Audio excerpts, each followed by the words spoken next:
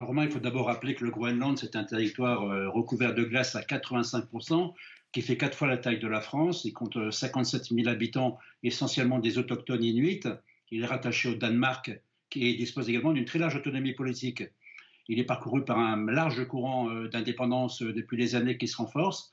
La volonté de Trump de prendre le contrôle du Groenland, ce n'est pas une nouveauté. En fait, c'était déjà un sujet de sa campagne. Il évoque cette affaire depuis des années. Il avance comme raison principale la sécurité nationale des États-Unis avec la position stratégique du Groenland et l'ouverture de nouveaux passages maritimes dans l'océan Arctique qui sont liés au réchauffement climatique, sans oublier les richesses minières et en matières premières du pays qu'il n'évoque pas souvent.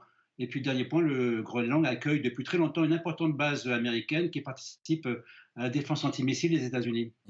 Bon, en cas d'hostilité, si Donald Trump décide de prendre, d'annexer le Groenland par la force, on serait dans... Alors déjà, quelle serait la réponse des Européens? Et nous, les Français, on serait dans quel camp?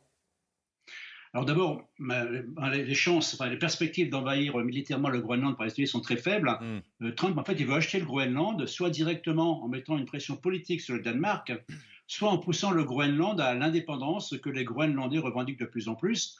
C'est une situation très compliquée pour le Danemark, qui connaît la fragilité du rattachement de son ancienne économie, mais également qui est un des membres les plus fidèles, les plus fiables de l'OTAN et les plus alignés sur les États-Unis. Alors je pense qu'en réalité, la France n'enverra pas des troupes au Groenland, ce n'est pas le sujet d'actualité. Par contre, on assiste à un triple test. D'abord, le test de la capacité du Danemark à résister à la pression de Trump. Et là, on sent que le Danemark, après un moment de faiblesse, commence vraiment à marquer sa volonté. Le deuxième test, c'est celui de la solidarité de l'Union européenne, qui tarde à se manifester alors que le soutien au Danemark devrait être total. Et en fait, la raison en est le troisième test, c'est celui de l'avenir de l'OTAN et de la protection militaire des Américains, de l'Europe, alors que la guerre continue en Ukraine, que seul Trump peut ramener la paix et que les Européens comptent toujours sur le parapluie nucléaire américain.